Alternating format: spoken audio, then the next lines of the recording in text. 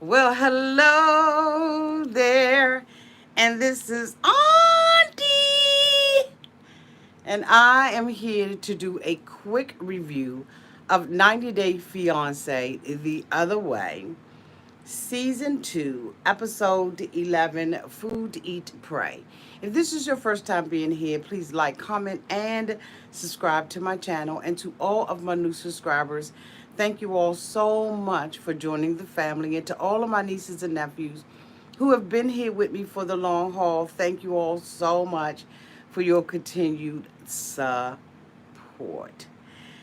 If I had to rate tonight's episode, I would rate the episode. Oh my God, it just really wasn't that good.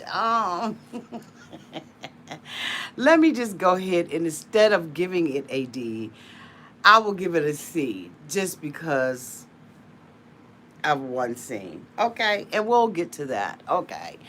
Um, so let's get started. The first couple that I want to talk about is Tim and Maylise, or Melanie's, or whatever the hell her name is. Of course, we know that Tim is not in good standing with the family because Tim has cheated on Maylise. All right? Mary Lee's. Whatever. He cheated on her. And the mother knew about it, but of course, at the welcoming dinner, we found out that the father didn't know anything about it. And so Tim has made a decision, as hard as it is going to be, that he is going to have a discussion, if you will. He's going to have a discussion with her dad. And so they decided they're going to take the dad out to a restaurant and have dinner with him, and he is going to drop the bomb on him. So at the table, Tim becomes emotional because he knows that this is probably going to be something that's going to cause the father great distress, and maybe he will lose a lot of respect for Tim because Tim cheated on his daughter. So we see Tim trying to start the conversation with the dad, and he told him that he did something really bad, but he's not able to speak enough Spanish to continue on. And so of course Maylise says that she is going to get the conversation going, and she would translate for him. And so he tells the father that he cheated on her, and so she interprets it as he was with someone else. And so of course the father is now, sitting there with his arms crossed, and he's like, that's not a good thing. I mean, the dad, remained very calm, very solid, but he was obviously upset about the whole thing. And he really believes that Tim is the bad guy. He said, we allowed you to come and sit at our table and we greeted you. And had I known this mofo, you wouldn't have been able to come here to live with us. You wait until now to tell us that this is, what you have done with our daughter. He said, you play with my family, you play with my daughter. And so the father is very angry with him about this and tells Tim and Maylise basically that he really believes that they should break up. He doesn't believe that they should be together because once trust is broken in a relationship, it cannot be restored, okay, according to the father. And part of me wants to agree with the father, but then another part of me wants to say to the father, what have you done in your relationship? Now, I mean, he could have been one of those faithful men who's been faithful over the years to his wife, just a family man altogether. But then again, you know what? We don't know whether or not he got any junk in his damn trunk. So I just felt like, I understood the father's anger and his frustration about someone cheating on his daughter. Now, of course, we know that she has been saying all along that, if her parents make a decision that they don't want to support the relationship, then she may not stay in it. But now we hear her talking about, I'm a grown woman, and then knick-knack, paddywhack, and give a dog a bone. And I'm sitting up there thinking to myself, then we shouldn't even be here if you felt like that. I don't know whether or not this is, a made up storyline or what the hell it is, but Auntie ain't pleased about it. And frankly, I'm rather a little bored. I don't know if you all are bored. Let me know down in the comment section. But I'm really bored with this couple. I just, I don't know if the pickings was real slim or what it was. Okay, but the pickings was just really slim. The next couple that I want to talk about is Armando and Kenneth. Kenneth is in the kitchen with Armando, and he tells him that he has to run to the bank. And so, he's like, okay, would you like me to go with you? And he's like, no, I want to make this run on my own. And so we see Kenneth get into the truck and he drives to a hotel because his twin daughters are there, because today is the day that Kenneth is going to propose to Armando. Kenneth starts talking about, when he first came out and everything, that a lot of his friends, 80% of his friends who came out with him during, I guess, the 80s, the 80s and 90s, are no longer with us. 80% of his friends. That is a lot of people gone. And for all of those people who are about my age, okay, we remember that time when we remember in the 80s losing friends and family members to diseases that are now treatable and prolong people's lives. Back in the day, if you had it, it was basically a death sentence. So we thank God for scientists and technology that has allowed people of every race, color, creed, religion, to lifestyle to be able to live now, was something that was so deadly back in the 80s. And so, he says that, he has spent his whole life, 57 years, wanting to be married and in a loving relationship, and that he is going to do this. His daughter asked him, Dad, do you think it's too soon? And he's like, no, I've been waiting 57 years. This is the only reason why this episode is getting a C, because he shows the rock area where they're going to, he's going to propose to him. His daughters are there. This is going to be their first time meeting Armando. And so I figured, what, I would give him a grade up from a D. But frankly, 90 Day Fiance, the other way has really, in my opinion, gotten boring. I mean, it just is what it is, okay? And so, he has his daughters, they go out to dinner or to lunch, and he tells them, you know what, I've got to go back, because he's going to be wondering why I'm at the bank so long. And of course, the night the night is young, and he tells him that they're going out. He doesn't tell him where the location is, but he wants to, take him out to a nice dinner, so he wants him to dress nice. And they drive out and they get to this restaurant, of course, and that's where the rocks and everything is. And so Armando's like, are we going in for dinner? And he's like, no, we're going to go down on the rocks and we're going to take some pictures, okay? And so Armando, being, humble as he is, decides that he's going to go along with this. And then Kenneth gets down there and he drops down on one knee and he proposes to Armando, and Armando says yes. And so they have a band up at the top and the daughter, and they're just, celebrating that he said yes, and he's shocked and he's surprised, and he is just overwhelmed with Kenneth. Kenneth says that he plans on marrying him and living the entire rest of his life out in Mexico. And I think that that's just absolutely wonderful. I know that Armando has taken to Instagram and has indicated that the syndicated part, okay, so 90 Day Fiance is also being syndicated allegedly in Russia. And Armando put a post up on Instagram indicating that he and Kenneth have been cut out of that segment, and because they don't believe in same-sex marriages. And so, we know here in the United States that it is something that people are not as ridiculed about, because trust and believe, there are still people who really don't, they're not down with it.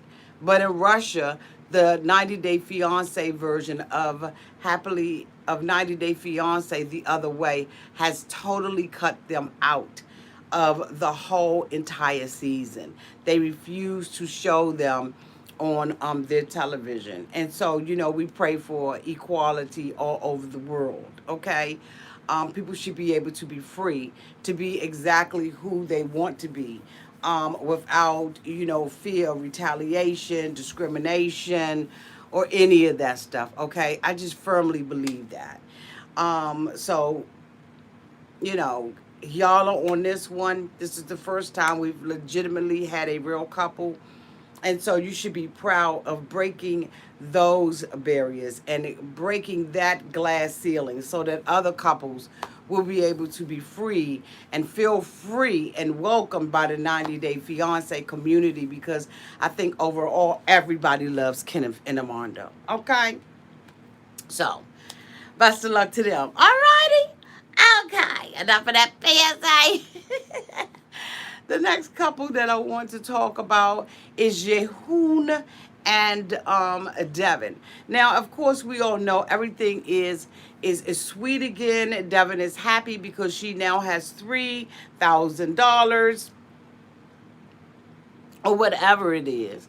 She now has that, and she is just, she's happy, and all is right with the world because now she has money. And for her, she indicated that she needed money in order to be convinced that, he really was real. And so now that they have the money, they have decided that they're going to move to the upper town, okay, with the upper class. And so they're looking at another apartment. Devin's mom is going to meet them over there. Jehun's parents are picking her up from the little hole in the wall that they had previously been living in. Okay. And so she gets in the car and she says, oh, this is a better neighborhood. And Jehun mom said, what did she say? And the father was like, I don't know. The father is lost. And the mother is noticing that the street numbers are going down. And the wife asked him, why didn't he use the navigator? Because he's a man, and men don't use navigators, okay, until they just realize that, bitch, they at a brick wall and they can't go any further, and then they will turn on the GPS tracking. But trust and believe me, they're going to make the rest of the ride for you uncomfortable because you didn't say, I told you so. But your whole body, your language, your face, everything says, I told you so. Okay? So anyway, they get there and they are awaiting them, waiting for them to get out, and they have the kids and everything, and they walk into this apartment, and it is very modern. It is nice. It is fully furnished. It is spacious. It is everything that we have become accustomed to having, okay? And so Devin is very happy and her mom is happy, but she's conflicted because she feels like, I should be happy, and I am happy that they have somewhere safe to be. However, excuse me, I'm conflicted because I really do believe that she needs to come home. And so, Devin is happy, Drusilla is happy, the little baby is happy, like everybody's happy, right? That's how it should be. But the only stipulation is they're only going to be there really for 30 days, okay? Because why y'all ain't tell me that my shirt was, okay, my trust. But the only stipulation is they're only going to be there 30 days. And so they may end up finding themselves living with Jehun's parents again or whatever, because at the end of the day, he still doesn't have enough money to maintain his household, to take care of his family. You know what I'm saying? So I'm just like, okay, let's see how this play out. In the meantime and in between time, the parents are about to leave. They're making their closing statements, bitch, and they're all sitting outside, and they are wrapping it up. And so the mom is saying to Devin's mom is saying to Jehun that she's happy that the baby has somewhere to play, and she is glad that they move, but she really needs him to step up to the plate like her daughter has. And I'm thinking to myself, when you make decisions, poor ass decisions, that's not stepping up to the plate. If your daughter, she says, I'm the mom, I've been taking care of them, knick-knack, paddywhack, give it the Uncle Bone. Now, of course, Hoon's mother was like, she only saying what he needs to do and what she does. Ugh, excuse me. But she's not saying what Hoon has done. Well, Mama, he hasn't done anything. The mother is extremely bitter, okay? Mama always got some side comment that she wants to make out of her mouth. And of course, she says it in her native language, so they don't understand what the hell they're saying. But the dog shady ass part of it is that Hoon knows that his mother is, saying all of this shady, nasty kind of stuff, and he's not checking his mother at all, which I don't appreciate, okay? Like, Auntie got a serious problem with it, all right? And so, the mother is, Devin decides that she's going to tell them, I need the grandparents to step out of the relationship. This is something that, we need to handle on our own. And so Hoon's mother got the damn, translator thing and said, bitch, okay, I'm going to give you exactly what you want. This is exactly what we've been wanting the whole entire time. The father is more level-headed than anybody sitting at the table. The father understands the dynamic between the two of them. He understands Devin, and he also understands his son, because at the end of the day, he is the man of his household, all right? Mama, son, talk all that trash, but you can tell the dad runs the joint, okay? He's not going to be, jumping out and saying a whole bunch of books on television like the mother is, okay? The mother is just really showing the bitterness that she has. And I'm just so sick of these mothers. But anyway, they make a decision that, that's what they're going to do. So, of course, Devin's mother is happy. Hoon's mother is pretending to be happy. Hoon's father is, like, okay, let's see how this go, okay? Because I know my son. And Hoon is saying that, you know what, he's going to step up to the plate and do exactly what he's supposed to do. Bitch, okay, whatever. And so they decide that they're going to leave. And then, of course, the little girl takes off and she starts burling, bitch. She is running. They tell her to stop, and the little girl doesn't stop. Let me tell you something. The first thing you teach your child is you listen to what the hell I'm telling you. You understand what I'm saying? If I tell you to stop on a drop of a dime, I need you to stop on a drop of a dime. If I tell you to drop, stop, and roll, bitch, I need you to roll like you have never rolled before in your life. That is one of the first things that you teach your children is obedience and recall. If I tell you to bring your ass back and I say stop, you need to be... You know what I'm saying? You need to be busting your kneecaps open, stopping, all right? I don't care if you got skid marks on the bottom of your tennis shoes. I don't care if you burn rubber open. I don't care if you tear the skin off the bottom of your foot. When I tell you to stop running, I'm telling you to stop running so that you will not find yourself in danger. Now, we see the cotton freaking previews from the episode that is coming up next week, and the mother told me she ain't gonna forgive Hoon. What the hell did Hoon do? What did he do now? Okay, now the boy is a fuck up. We gonna go ahead on. We're gonna go ahead and keep it 100. He is a fuck up, but that ain't everything his fault. Cause at the end of the day, she raised that little girl before she even hooked up with dude. So I don't know what the mother is blaming him about. But your daughter needs to take responsibility because she did see it all outdoors. Okay, I really was going to say something, but I'm really trying to keep it clean on this channel because we're going to really get nitty gritty and dog dirty, stank, nasty, funky, dirty, trifling over there at Auntie's Advice Channel for Women. What the hell did he do now? That little girl has been unruly since we have seen her. And I don't really like to be talking about people's kids and shading the kids, but god dang it, the truth is the damn truth. She sprinted her ass over there, and it took 15 people to tell her little ass to stop running. Okay? She talking about buy bugs when they left the daggone, when they left the little joint that they was in. She gonna talk about buy bugs, buy bugs. She probably was up and over there plucking them things, doing science experiments with them, eating them, scratching them. You know what I'm saying? Had them dancing with her doll babies and some more. That just getting like she just one of them kind of kids, okay? So she got to give homage and make sure she say bye to the bugs. Come on now. Whatever happened with that little girl, you cannot put that on him. Now, if something happened with the little boy, then okay. But that's her child at the end of the day. And yes, they do come as a package, bitch, but the package was broken when okay. And I said what I said. That little fucking package was broken when he got that. Okay? So you can't put none of that on him. Okay? Mama's baby, daddy's maybe. Y'all need to check her little ass. And if she wasn't going to listen to him, okay, then what she should have did was listen to at least her grandmother, bitch. Who don't listen to their grandmother? We listen to our grandmother to the point where we biting our lip and our lip is bleeding. But we just don't disrespect grandma. And she just kept on running. Woo saw auntie. Woo saw on your sofa. Okay, let me sit back. Because we on the sofa. We just talking about this right now, okay? Okay.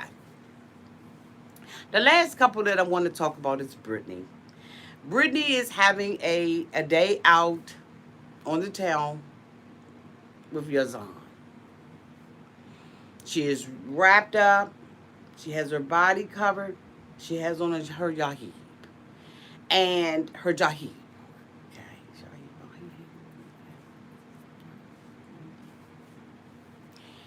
And he tells her that she looks beautiful. And admittedly, she did. Okay? Brittany was rocking it. The face was beat to the gods. And I just was like, Brittany, I'm so proud of you. And they are on their way to the mosque. Brittany said that she is used to practice Christianity, but now she just believes that she's spiritual. And there's a lot of people who are spiritual. So we ain't judging over here. She has made a decision that she's going to go to the mosque because she really does want to learn a little bit more about the religion and about the culture. I popped my bra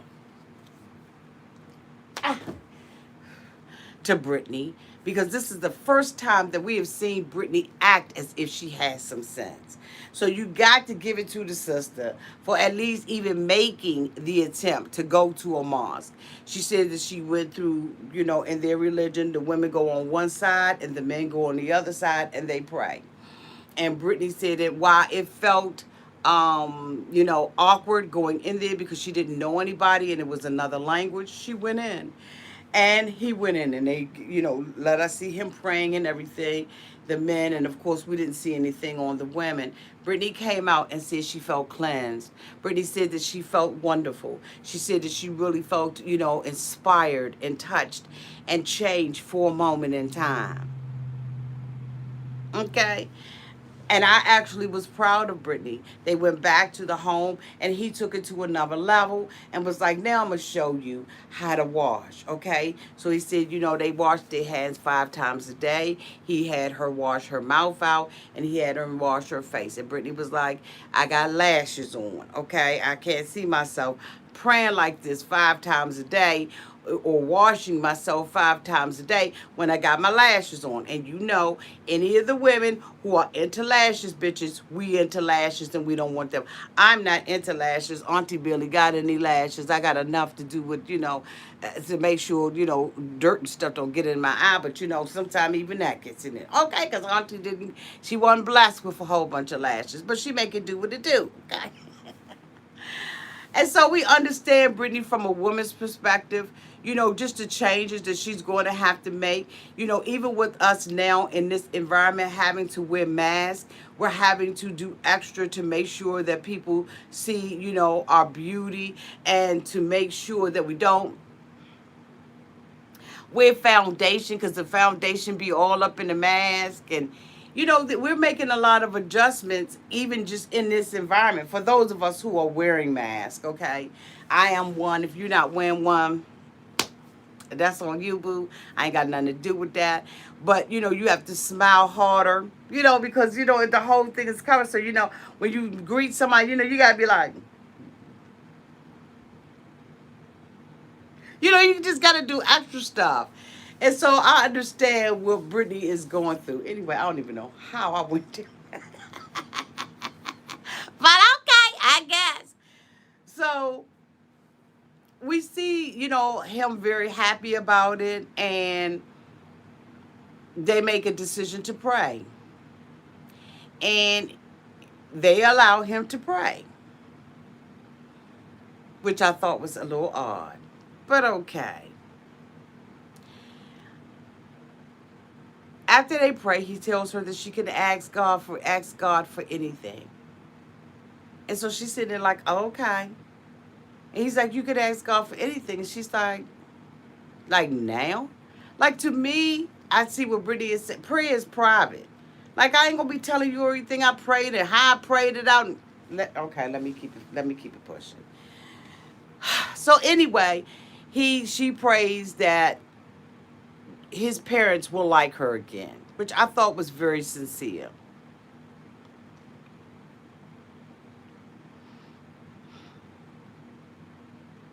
And then he goes on with the badgering. They go out to dinner. They meet for dinner. Because, of course, he can't stay in an Airbnb.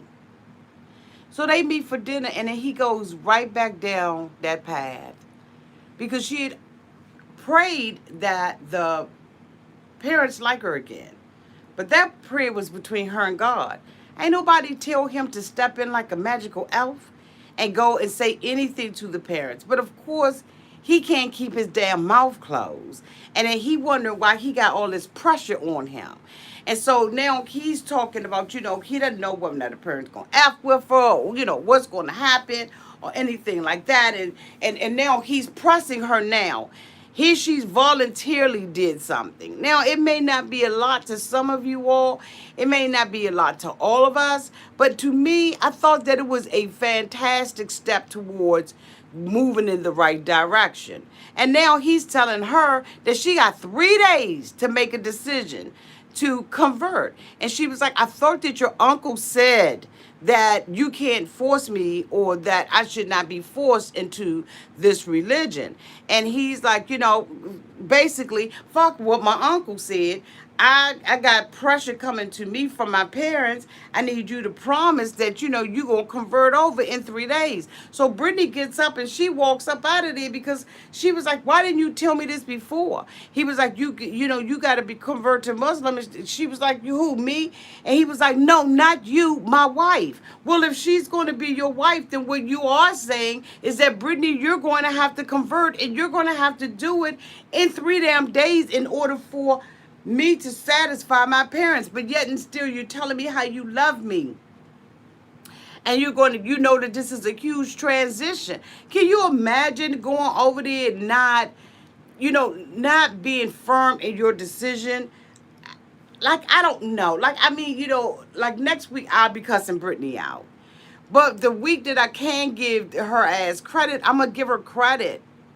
And then he backs up and says, okay, I understand, Brittany, because Brittany left out and was like, I can't have this. And she was talking to, I guess one of the producers.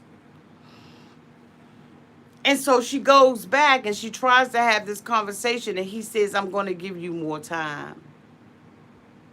I'm going to give you more time to convert. But I know that his parents are giving him pressure and pressuring him about this relationship and wanting this marriage to move forward. But at the same time,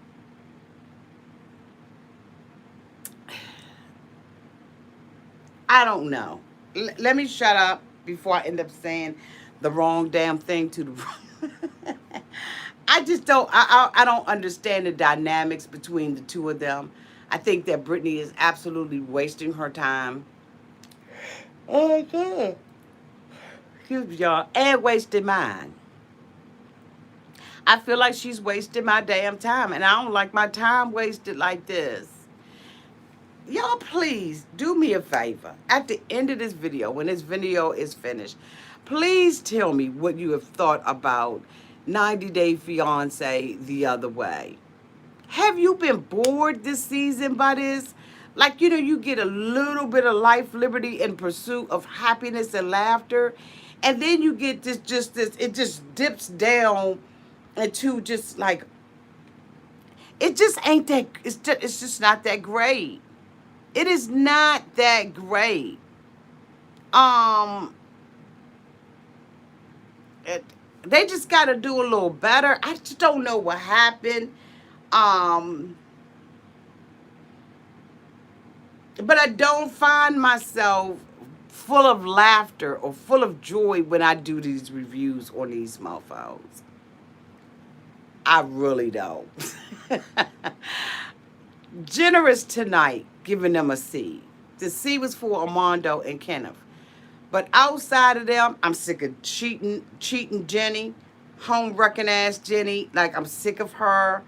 I'm just tired of Hoon and Devin's immature ass and the shady ass mother. Like, that is so played out. Nobody's really interested in what's going on. And I think that what is taking away from the dynamic of a lot of these 90 Day Fiancé shows is the interaction on social media, in Facebook, on Instagram, and all that. It is really taken away from the joy and the mystery, the suspense of the show.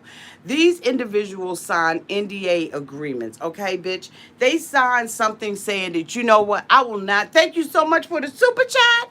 Thank you, sweetie. Thank you, Vanessa Hadid. Love you, auntie. So happy I caught you live. By the way, yesterday's review was extra hilarious. Thank you, sweetie.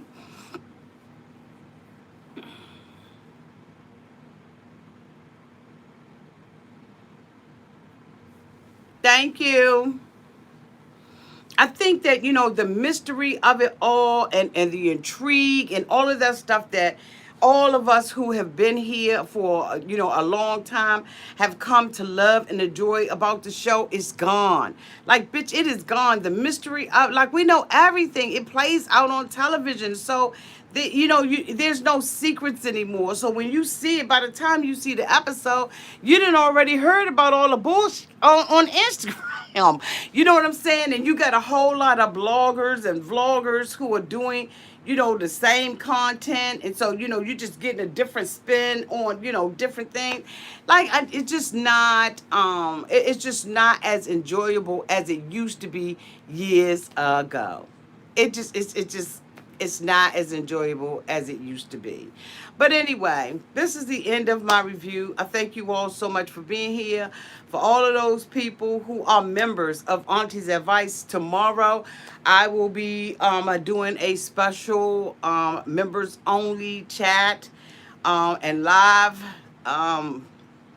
video discussing Paul. As many of you all know who are the members, I've been on talking to Paul all day today, getting set up, okay? We thought that we were going to be able to tell his story today, but Paul has asked and requested that I do it tomorrow after he leaves court and has a decision on what has happened. And so I have obliged Paul.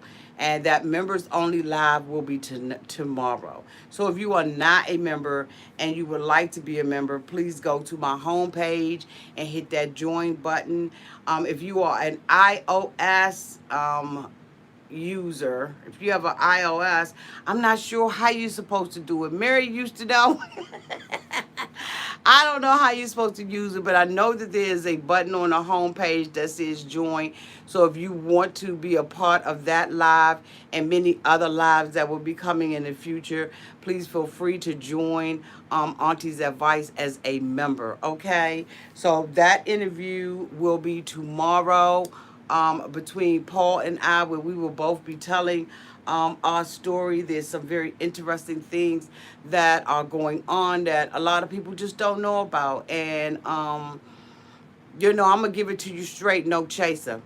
Bitch, I'm like, straight, no chaser. Paul's knows that, and you all know that. It's going to be straight, no chaser. But that will be a video that will only be for the members. And that is a way of me saying thank you so much for your patience while I have been away. Thank you so much, Eve's Garden Podcast 2019 for the $5 super chat. Hey, Auntie. Hey, boo. I have iOS and join through the link in your community page, Auntie. Okay, thank you, Norma Star. So that is just my way of trying to give back, is to have special content that is only for the members only. That is one of the perks. If you look at the people who are in green, those people who have the little icon of your auntie blowing gum, giving kisses, all that kind of stuff, pouring wine. Those are the people who are members of this channel, and I so appreciate you. If you are not a member, you will be able to see the video. It will just be at a much later date, okay? But these are perks that are going to the members only. So I love you all to pieces. Y'all have a great night. For all of those people who are members, not members, who are subscribed to 90 Day, to all of those people who are subscribed to Auntie's Advice Channel for Women, I will be there shortly.